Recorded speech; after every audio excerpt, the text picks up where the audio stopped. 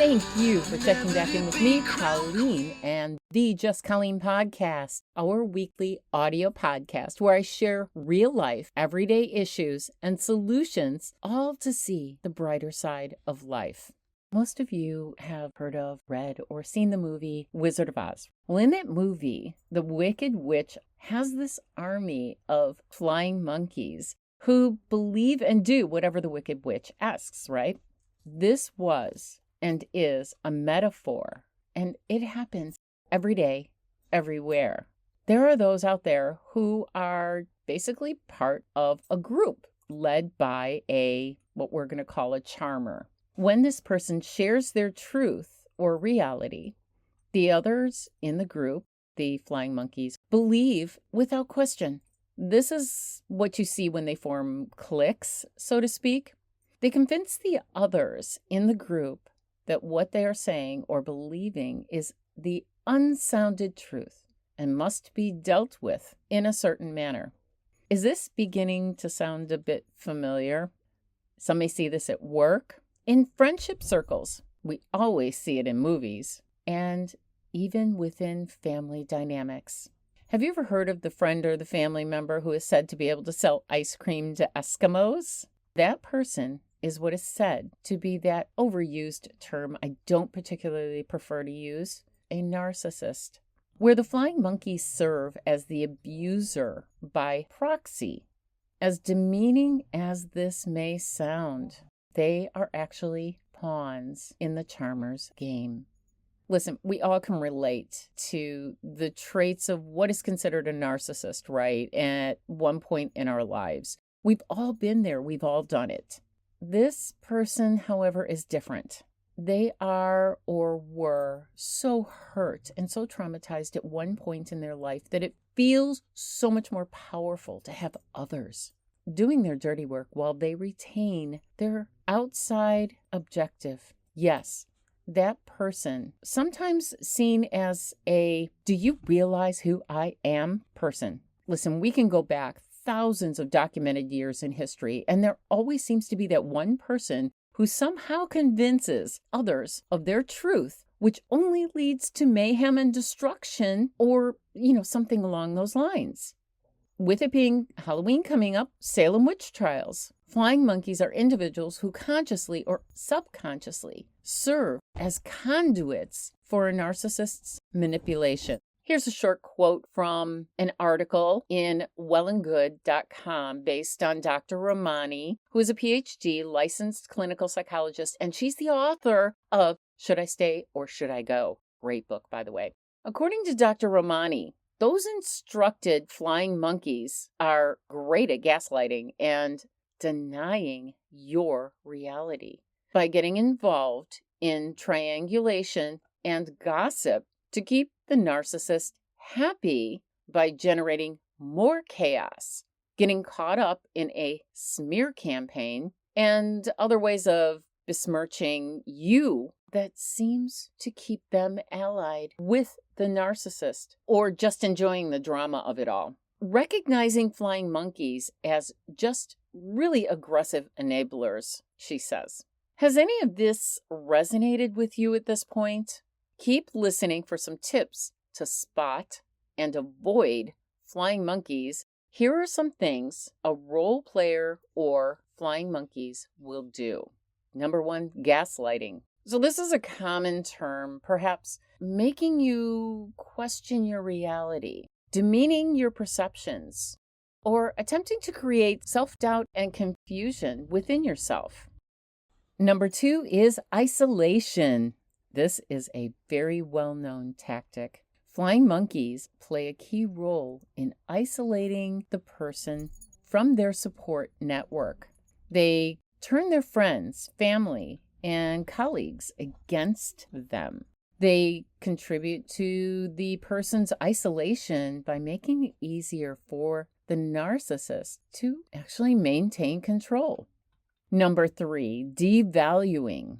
So the flying monkeys will ensure your experiences, your emotions, your perceptions, all are invalidated to verify the charmer's envision and to make you appear less credible. where persons just won't believe you. Here's the bigger question. How can we protect ourselves from these flying monkeys once you become aware of them? At this point, you probably already know who the charmer is, or as they say in The Wizard of Oz, the Wicked Witch. How do we protect ourselves from this? Well, number one, you know your truth. If you're hungry, you eat, right? If you're cold, you grab a blanket. So be mindful of yourself and your needs. Begin to learn to trust yourself, to trust your instincts. Number two, we've talked about this before, set your boundaries. This time, I need you to be assertive about it so that they respect your boundaries. Steer clear of these persons unless absolutely necessary, such as in a work environment. Do not engage with them.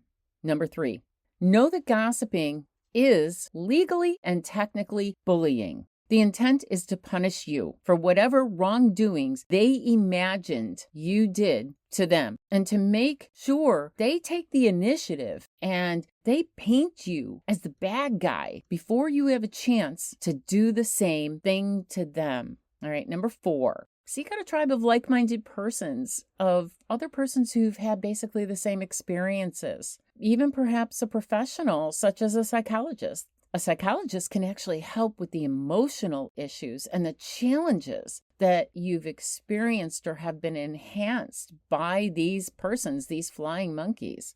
Number five, document, document, document. Very important. Be sure you keep an ongoing record of all interactions and situations, including text messages, any social media, any videos that you may have obtained. Remember, and keep this in mind, that the flying monkeys or the charmer, the role player, may also be doing the same thing. Number six, use caution on all your social media. Make all your profiles private and really check to see who is, in fact, creating that friend request. Number seven, share this information with others you trust.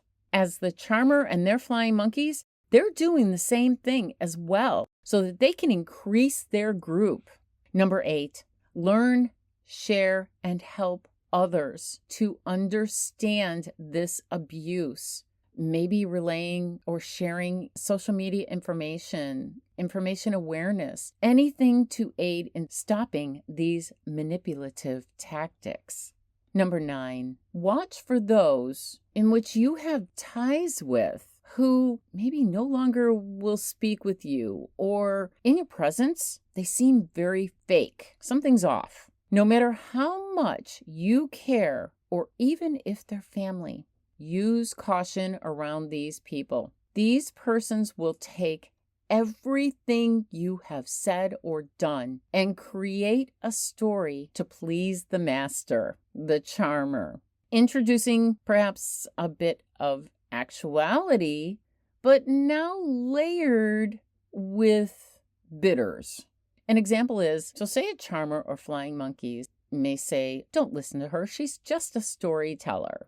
This in turn will make others begin to doubt your authenticity. Typically, this is how it starts. They plant the seed. In turn, by the end of it all, leaving you to start questioning yourself. This creates manipulation, no matter what the means are. This manipulation is the primary strategy of the charmer and the flying monkeys.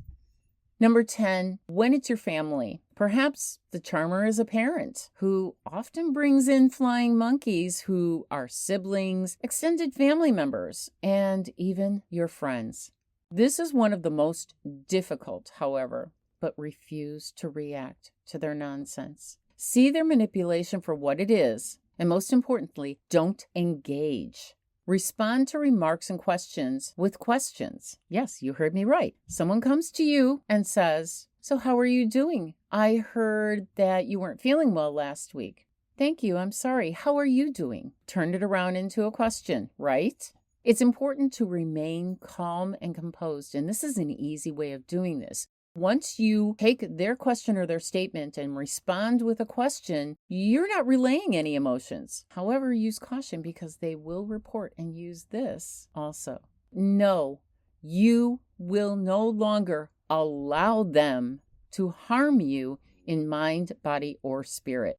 Number 11, most of all, stop giving them second, third, fourth, whatever chances. Accept who they are for what they are. And the flying monkeys, they can just fly the other way.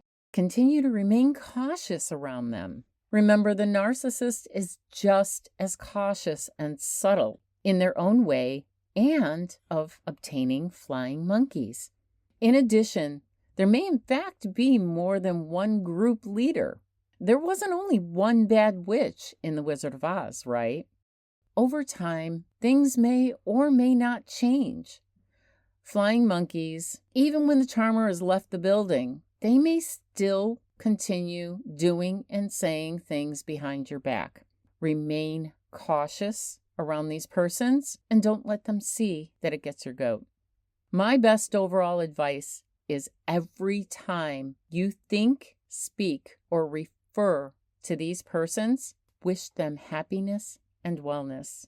I know, it's corny. However, it does make them begin to second guess themselves and the deceit that they have either caused or shared. I do hope today's episode clarified what are flying monkeys and how can we make them fly away. As always, please make sure that you journal your experiences in detail.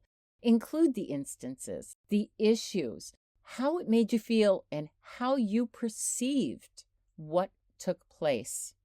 All right, as always, don't attempt to resolve any issues all at once. These triggers and realization of actions, they do require baby steps. If you are seeking a coach to help you dealing with flying monkeys and minions, go ahead, reach out. As a master life coach and a mentor, I am happy to hear you and am available to assist to help with a plan of action.